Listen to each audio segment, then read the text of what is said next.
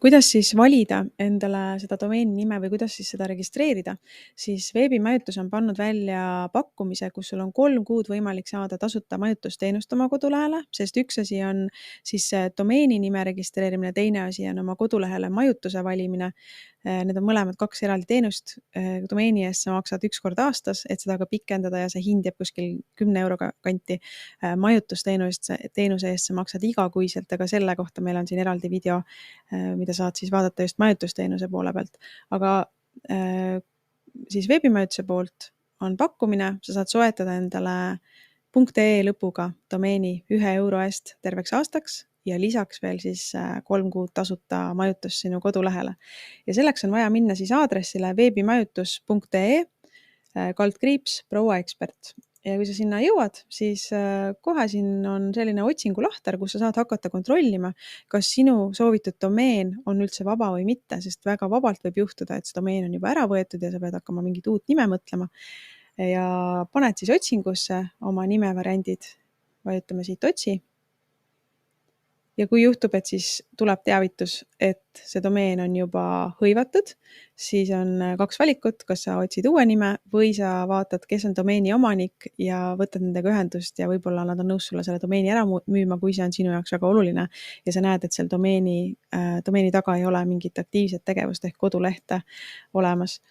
Aga mina sisestan praegu siia uue nime, minu domeen 200.ee ja see on siis vaba ja ma näen ka, et teised domeenid, teised laiendid .com, .net, .org ja nii edasi, kõik on vabad, nii et ma võin ka need siia tellimusse lisada, aga nende eest siis tuleb eraldi maksta, nii nagu siin hinnakiri näitab, 1 aasta 8,75 € ja nii edasi.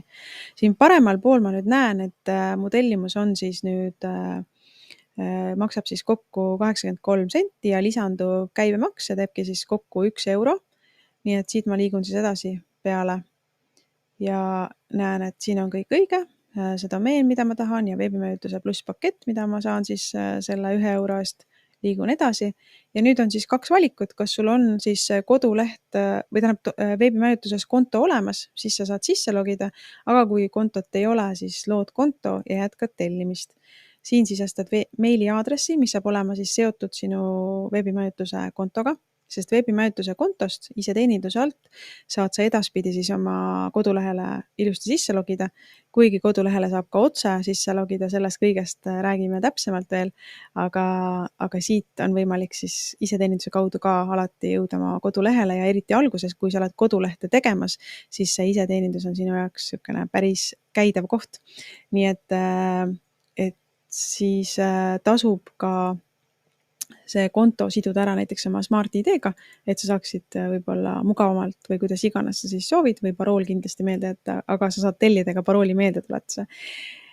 Nii, aga ühesõnaga, siin siis sa lood uue kasutaja, e-posti aadress, organisatsioon või eraisik valid, kasutaja nime, mis sa ise soovid panna ja salasõna siis jätad meelde, loo konto ja edasi suunabki siis, ma ei hakka lõpuni seda siin tegema, aga edasi suunab siis sind maksja andmed ja tellimuse kinnitamine. Ma panen siia siis praegu enda meiliaadressi, et ta laseks, kasutaja juba eksisteerib, ta ei lasegi mul kontot praegu luua, aga paneme siia näiteks praegu ühe meiliaadressi, ütleb ka, et kasutaja eksisteerib.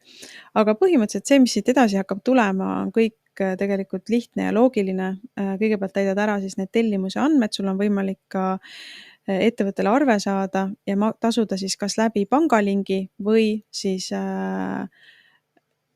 ka saada see arve ja tasuda see arve alusel. Ja niipea, kui sa oled siis ära tasunud oma domeeni ja tellinud selle majutuse ära, on sul võimalik logida sisse iseteenindusse ja alustada siis kodulehe tegemist.